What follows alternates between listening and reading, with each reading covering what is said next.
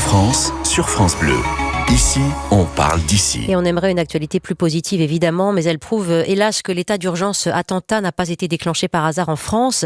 Et chez notre voisin belge, Bruxelles en état de panique hier, après qu'un terroriste à moto a tué 2 Suédois de sang-froid. L'assaillant d'origine tunisienne et en séjour illégal en Belgique a été neutralisé ce matin, vous le savez, par Schaerbeek, par la police belge. Il a revendiqué son attentat dans une vidéo qu'il a postée sur les réseaux sociaux. Bonjour Denis Jacob. Denis Jacob, vous êtes avec nous, secrétaire national pour Alternative Police. Bonjour Denis Jacob. Bonjour. D'abord, vous avez une pensée, j'imagine, pour vos collègues belges qui sont engagés dans la même lutte que vous. Bien évidemment, dès ce matin, j'ai notamment communiqué sur les réseaux sociaux tout notre soutien et notre solidarité, bien évidemment, pour la population belge qui a subi cet attentat, pour les 2 victimes suédoises, mais également pour l'action quand même rapide de nos collègues belges qui, comme nous, sont à pied d'œuvre pour mettre tout en place et le plus rapidement possible pour interpeller et neutraliser les auteurs d'actes de barbarie comme cela. Avec les répercussions immédiates de cet attentat en Belgique pour la France, votre ministre de l'Intérieur Gérald Darmanin a demandé déjà le doublement des effectifs avec la frontière belge. Quelles sont les consignes peut-être remaniées au lendemain de ce drame, Denis Jacob ? Vous savez, les consignes, je dirais malheureusement, à chaque fois qu'on est confronté à ce genre de situation, c'est la plus grande vigilance, la plus grande attention, la plus grande surveillance et bien évidemment la mobilisation la plus importante possible pour garantir la sécurité de nos concitoyens et qu'ils puissent aller et venir en toute tranquillité. Nous sommes à Villeneuve-d'Ascq en particulier, où nous attend le maire Gérard Caudron. Bonjour monsieur le maire. Bonjour. Alors que cet attentat en Belgique, à Bruxelles hier soir, a des conséquences et des répercussions, je le dirais, directes sur votre commune, notamment pour le match qui est organisé ce soir au stade de Villeneuve-d'Ascq, France-Écosse. Gérard Caudron. Il y a des répercussions. Vous savez, comme tout citoyen, comme toute commune, il y a 2 solutions par rapport à cette guerre qui est engagée contre nous. Soit on fait face, soit on cède. Et moi, je suis de ceux qui font face. Et donc, pour ce qui est de ce soir au grand stade, qui, vous l'aurez remarqué, quand il y a des risques, c'est à Villeneuve-d'Ascq, quand tout va bien, c'est à Lille. Ça, c'est pour la note d'humour. C'est vrai que ce soir, avec le préfet, avec lequel je travaille en direct, même aussi avec des contacts avec le ministre Darmanin, nous avons mis le maximum de moyens. En gros, les mêmes moyens que pour la Coupe du Monde de rugby. Oui. C'était déjà, compte tenu de la nature de la compétition, très amplifiée. Ce soir, nous aurons la même situation, en ajoutant que, d'une manière générale, au-delà de cette période dramatique dans laquelle nous venons de rentrer, nous avons l'habitude de travailler vraiment très directement avec la préfecture et avec tous les services de sécurité en grand partenariat, ce qui fait qu'on est habitué à faire face à des risques. Au demeurant, je n'en sais pas plus que vous, je ne lis pas dans une boule de cristal, mais tous les moyens sont mis pour que ça se passe bien ce soir à Villeneuve-d'Ascq au Grand Stade. Évidemment, avec 6 unités de force mobile contre les 3 qui étaient engagées préalablement dans ce niveau d'alerte renforcé que vous vivez aussi avec vos administrés, niveau urgence attentat. Gérard Caudron, des messages d'appel à la vigilance que vous relayerez aussi pour vos habitants et pour les spectateurs ce soir, on imagine. Oui, vous savez, on a quasiment tous les jours des manifestations. On avait le week-end dernier une grande fête sur les sorcières. J'en avais discuté avec le préfet. Est-ce qu'il fallait l'annuler ou est-ce qu'il fallait l'assumer ? Moi, je pense qu'il faut, sans complaisance ni complicité, lutter contre les terroristes. Mais il ne faut pas céder devant eux. Quand on est obligé d'annuler quelque chose, c'est une victoire qu'on leur donne et une envie qu'on leur donne de faire demain encore plus et encore plus mal. Moi, je suis un combattant, je l'ai toujours été. C'est peut-être un peu ma moitié polonaise qui m'a donné cette énergie particulière. Et donc, on fera face à toutes les situations. Au demeurant, comme tous les citoyens, j'aurais préféré ne pas vivre cette période de ma vie. Bien sûr, c'est un message que j'adresse aussi aux auditeurs qui sont à l'écoute de France Bleu. Comment vous vivez ces événements, cette nouvelle pression liée aux attentats? Nous entendions par exemple sur l'antenne de France Bleu Paris une maman très inquiète pour ses enfants, et on va en parler de la sécurisation aux abords de l'école. Le djihadisme ne s'arrête jamais. Denis Jacob, vous qui représentez ici la police, voilà ce qu'a déclaré l'ancien Premier ministre Manuel Valls en réaction à l'attentat à Bruxelles. On en est là avec des actes terroristes isolés, certes, et on regarde précisément le profil de l'assaillant hier en Belgique, mais des actes qui restent évidemment accablants et qui sèment, parce que c'est le but, la terreur. Denis Jacob. Bien sûr, vous savez, le risque attentat n'est jamais retombé réellement depuis les dramatiques événements de 2015. Et les policiers, les gendarmes, les policiers municipaux, les militaires sont sur le pont depuis. Alors bien évidemment, il y a différents niveaux. Et pour compléter ce que disait monsieur le maire de Villeneuve-d'Ascq à l'instant, les événements qui sont déjà prévus, comme des matchs, Coupe du monde de rugby, matchs de foot, des grands événements festifs, sur ce genre d'événements qui sont programmés à l'avance, on a déjà pris en compte tous les risques qu'il pourrait y avoir au moment de ce type de rassemblement. Et bien évidemment, le risque attentat est pris en compte. Donc, bien sûr qu'il faut être prudent, qu'il faut être vigilant, qu'il faut renforcer les moyens en police, en gendarmerie, en militaire pour assurer la sécurité, mais il ne faut pas non plus rentrer dans un climat de terreur et de peur. On a déjà des dispositifs qui sont efficaces, qui sont en place sur des événements qui sont déjà programmés, et on les assure avec le professionnalisme qui se doit. Bien évidemment que malheureusement, ce qui s'est passé la semaine dernière à Arras, pour qui j'ai vraiment une pensée particulière, et puis ce qui s'est passé hier en Belgique, bien évidemment que ça devient quand même plus compliqué de gérer quelqu'un qui est isolé, qui n'a pas de signal fort comme étant un individu qui va passer tout de suite à l'action pour commettre un acte de barbarie par rapport à ce qu'on a connu en 2015 avec des organismes derrière. Donc c'est vrai que c'est compliqué, mais on est attentif, on est vigilant et on est proactif pour éviter ce type d'attentat. Le ministre de l'Intérieur l'a déjà rappelé, il y en a 43 qui ont été déjoués, mais malheureusement, le risque zéro n'existera jamais. En tout cas, la présence de vos troupes, que l'on parle de police ou de militaires évidemment, est là pour nous rassurer. Gérald Darmanin qui a annoncé le renfort de 7000 militaires supplémentaires pour l'opération Sentinelle, 4000 militaires également qui seront appelés pour assister les policiers et les gendarmes dans leur mission de surveillance. On va quitter les abords des stades. Nous étions à l'instant avec le maire notamment de Villeneuve-d'Ascq pour parler des écoles. Les abords des écoles où patrouillent aussi, par exemple, jusqu'aux équipes de la BAC. 4 jours après la mort de Dominique Bernard à Arras, le gouvernement a demandé au chef d'établissement, en effet, de renforcer la surveillance aux abords des bâtiments, de contrôler les accès aux élèves et pour les personnes extérieures, évidemment. Près de Caen, à Villeneuve-d'Ascq, où l'on vous retrouve, monsieur le maire Gérard Caudron, comment sécurisez-vous les écoles de votre commune, en particulier depuis le relèvement de ce niveau d'alerte attentat? Comme le disait tout à l'heure le représentant de la police, que je salue et auquel je réaffirme mon soutien aux forces de police, je suis un homme de gauche qui n'ai jamais dit du mal de notre police, on en a besoin et je les remercie.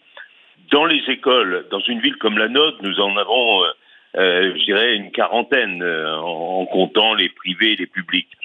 Chaque école est un problème particulier. Et donc, depuis des années déjà, les mesures qu'on nous demande de renforcer sont déjà prises. Ce qu'il faut, c'est une plus grande vigilance. Et je pense que tous les citoyens doivent être vigilants et nous signaler leur inquiétude ou quelque chose qui leur semble pas normal. Très bien. Et nous avons les moyens d'intervenir au mieux, je dis bien. Vous savez, à Villeneuve-d'Ascq, pendant les émeutes, on n'a pas eu de destruction parce qu'on avait un système de vidéo qui permettait à des patrouilles de police d'aller immédiatement dès qu'il y avait le moindre souci quelque part. C'est très différent pour les écoles, mais c'est le même esprit. Faire participer, la sécurité, c'est l'affaire de tout le monde. Et c'est le rôle de la police que je remercie une nouvelle fois de nous aider à l'assurer. Merci pour ces mots, monsieur le maire Gérard Caudron, maire de Villeneuve-d'Ascq. Ces mots à Denis Jacob, qui peut peut-être répondre directement avant que nous accueillions Martine Vassal, parce que la sécurisation des écoles, notamment, c'est l'affaire de tous. Voilà ce que disait à l'instant cet élu, Denis Jacob. Oui, je confirme et je remercie très sincèrement M. Caudron pour son soutien. Ça fait toujours chaud au cœur de les entendre, parce qu'effectivement, on est confronté à beaucoup de situations et avoir le soutien des élus, c'est primordial pour une action efficace des forces sur le terrain. Sur la sécurisation des établissements scolaires, c'est un vrai sujet, et malheureusement, et je dis bien malheureusement, les policiers ne pourront pas assurer la totalité de la surveillance des établissements scolaires. Je rappelle quand même qu'il y a 59 650 écoles, collèges et lycées en France. Oui. Donc on ne pourra pas mettre des policiers partout, et ça pose la question justement de comment anticiper les attentats par rapport aux écoles et leur sécurisation. Bernard Cazeneuve, en 2016, suite aux attentats de Nice, avec Najat Vallaud-Belkacem, avait sorti une instruction avec comment renforcer la sécurisation en apprenant aux élèves de 3e des gestes qui sauvent, la sécurisation des espaces vulnérables, des exercices attentats-intrusion. Je pense que ça ne suffit pas. Alors, je ne dis pas qu'il faut américaniser les établissements scolaires parce que ça doit rester un sanctuaire, mais les États-Unis ont quand même adopté un certain nombre de mesures pour lesquelles certaines pourraient être adaptées en France, et je pense qu'il faut s'y atteler, et notamment le système de vidéosurveillance, de fermeture de portes automatiques, d'entrée unique. Enfin, il y a un certain nombre de dispositions qui ont été prises aux États-Unis qui pourraient peut-être avoir le mérite d'être étudiées et d'être mises en œuvre pour les établissements scolaires en France. Alors, il y a beaucoup de choses dans ce que vous dites qui vont faire réagir notre invitée Martine Vassal, qui est aujourd'hui présidente du département des Bouches-du-Rhône et également à la tête de la métropole Aix-Marseille-Provence. Bonjour Madame Vassal. Bonjour à vous. Voilà beaucoup en effet de propos et de détails qui peuvent vous faire réagir, notamment lorsque l'on parle de la sécurisation devant et dans les collèges dont a la gestion le département. Depuis 2015, c'est l'une de vos priorités. Vous y travaillez notamment avec le ministère de l'Intérieur. Martine Vassal, comment ça se passe concrètement justement pour mieux protéger nos élèves ?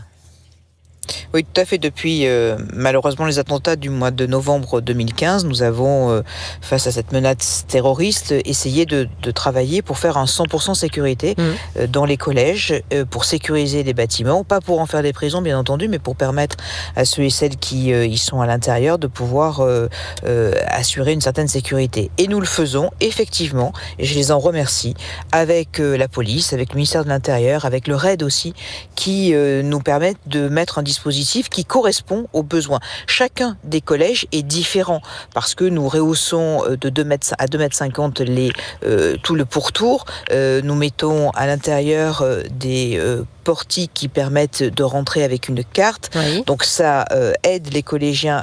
On sait qui est à l'intérieur et ça permet aussi de pouvoir aussi sécuriser un peu aussi les personnels d'accueil, bien sûr, mais aussi tout ce qui est les personnes qui sont à l'intérieur et bien entendu les professeurs et bien sûr les élèves et les familles qui laissent leurs enfants. Oui. Nous avons, pour vous donner un chiffre, c'est 132 collèges sur le département des Bouches-du-Rhône qui font partie de ce plan. On appelait ça le plan Charlemagne, et 124 ont souhaité s'y inscrire. Nous avons installé plus de 1000 caméras de vidéoprotection à l'intérieur des établissements, et aujourd'hui, sur les 132, 84, parce que c'est un long travail, ça prend du temps, ont déjà été sécurisés, 20 le seront l'année prochaine, et après, il y a un phasage qui se fait jusqu'en 2027. Donc c'est une vraie responsabilité que nous avons pris pour mettre un investissement important de 76 millions d'euros, mais la sécurité de nos enfants, la sécurité des personnels qui sont à l'intérieur n'a pas de prix, et donc c'est un engagement collectif, et nous l'avons aussi. J'ai l'honneur d'être première présidente du département de France avec le président Sauvadet aussi. Oui. On est extrêmement mobilisés pour que chacun, à la hauteur de nos moyens, on puisse s'y engager et y contribuer pour que tous ensemble, tous les départements soient mobilisés dans cet objectif de sécurité qui nécessite bien sûr des budgets, mais sur lesquels on ne veut pas faire de sacrifices. Oui, vous entendez l'engagement, le rôle de vos élus dans les territoires, chers auditeurs, pour sécuriser, protéger les abords et l'intérieur de nos établissements scolaires. Dites-nous comment vous pouvez être tranquillisés par ces dispositifs. Venez nous dire comment vous abordez cette actualité, cette situation au 0810 055 056. Nous sommes avec Martine Vassal, présidente du département des Bouches-du-Rhône, et Denis Jacob, qui représente aujourd'hui la police comme secrétaire national d'Alternative Police Nationale. Je voudrais que vous écoutiez Martine Vassal. On parle des Bouches-du-Rhône, mais aussi de la métropole Aix-Marseille-Provence. Ce que pense Naël, qui est élève de première au lycée régional Montgrand, dans le centre de Marseille. quand on l'interroge sur la sécurité des établissements, justement, au micro de Philippe Bocara. C'est bien de mettre des caméras, à part dans les toilettes, pour vérifier à l'entrée des lycées. Comment tu te sens, toi, dans ton lycée ? Je me sens ça va en sécurité, mais c'est quand même facile, je pense, d'entrer dans le lycée. Donc il faut rassurer, Naël, c'est facile de rentrer dans le lycée, notamment en montrant le carnet de correspondance. Il y a beaucoup de falsifications de carnet de correspondance pour pouvoir entrer. Donc peut-être ce collège n'est pas éligible au dispositif que vous nous avez cité. Je rappelle que la région Sud avait été retoquée sur une expérimentation de reconnaissance faciale dans des lycées, notamment à Marseille. C'était en 2019. La commission informatique et liberté avait mis son veto, le tribunal administratif aussi. Est-ce qu'on est sorti de tous ces freins, de tous ces obstacles, Martine Vassal, et est-ce qu'on peut davantage développer ces processus de reconnaissance faciale, peut-être pour mieux protéger nos élèves ? Non, on n'est pas encore sorti de tout ça. Alors, le lycée Montgrand, je le connais bien, parce que c'est le lycée où j'ai passé le bac. Effectivement, c'est un lycée de centre-ville. Oui. Donc, c'est une cité mixte. Et il y a ce lycée qui est en plein centre. Donc, important de pouvoir le sécuriser. Je pense que le système que nous avons mis en place au niveau des collèges est un système qui fonctionne aujourd'hui avec les cartes et qui permet, effectivement, avec ces cartes-là, alors bien sûr, il ne faut pas perdre sa carte, il ne faut pas la passer à un copain. Donc, peut-être qu'aujourd'hui, on pourrait améliorer le système en reconnaissance faciale. C'est pas du flicage, c'est aujourd'hui impératif de permettre, parce qu'aujourd'hui c'est l'école qui est avec un grand E qui est attaquée parce que c'est un pilier de la laïcité et il est fondamental que tous les acteurs puissent protéger les enfants, les professeurs, les acteurs qui rentrent à l'intérieur, parce que chez nous pouvoir apprendre, tout le monde peut apprendre de manière égalitaire sur le territoire, et c'est important de préserver cela. C'est important de préserver cette laïcité, c'est important de préserver cet élément essentiel de notre démocratie. Donc c'est pour ça que chacun et chacune peut-être doit changer un petit peu de corpus. Oui. En tout cas, ce qui est sûr, c'est que la police et votre intervenant le disait très justement, ne peut pas être derrière chaque établissement. Donc c'est à l'ensemble des acteurs de faire un travail collectif, que ce soit les communes au niveau des écoles primaires, que ce soit les départements au niveau des collèges ou les lycées avec bien entendu les régions. Oui, alors justement, on a peut-être une réflexion en ce sens. C'est un auditeur qui réagit au standard de France Bleu. Bonjour Richard. Bonjour. Bonjour Richard, d'où nous appelez-vous, cher monsieur ? De la région de Thionville. De la région de Thionville, très bien. Richard, vous avez une réflexion quand on parle de sécurisation des écoles, des collèges, des lycées ? Oui, je pense que les policiers, on ne peut pas tous les couper en quatre pour mettre partout.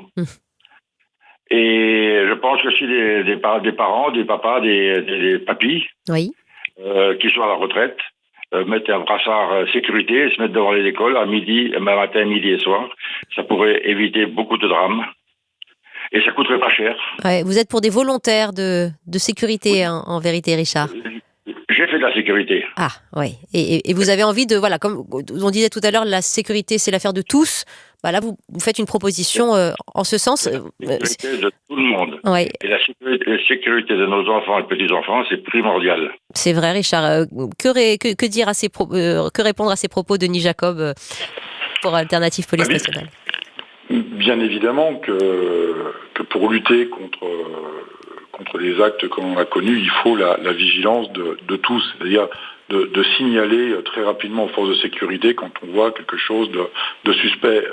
Moi, je suis un peu plus mitigé sur la proposition de monsieur, c'est-à-dire qu'on ne peut pas se permettre de mettre en danger des personnes qui ne font pas partie des forces de sécurité pour assurer la sécurité d'établissements scolaires. Parce que là, on n'est pas dans une démarche de prévention. La personne qui va venir, elle va venir pour tuer. Et toutes les personnes qui seront sur son chemin, elle les tuera. Donc exposer des volontaires bénévoles, des retraités, je trouve que il faut faire très attention et que la meilleure des préventions dans un premier temps, c'est véritablement, et je rejoins ce que disait Madame Vassal, c'est sécuriser au maximum les établissements scolaires sans que ça devienne un sentiment d'emprisonnement. Et là-dessus, Alternative Police au sein de la CFDT échange assez régulièrement avec le SGEN, qui est le syndicat général de l'éducation nationale, sur justement comment travailler avec tout le personnel éducatif et la police nationale pour qu'ensemble on puisse déterminer les bonnes mesures qui permettent garantir la laïcité et le principe de sanctuarisation d'un établissement scolaire sans qu'on rentre dans un dispositif sécuritaire à outrance. Mais le dispositif que Madame Vassal propose et qui est déjà en place sur sa région me semble quand même la bonne orientation à prendre et à généraliser, puisque je le rappelle, il y a près de 60 000 établissements scolaires en France et que malheureusement l'exemple de Madame Vassal n'est qu'une petite partie infime de tout ce qui doit être fait pour la sécurisation des établissements. Bien sûr, merci de vos propos, Denis Jacob, secrétaire national Alternative Police Nationale.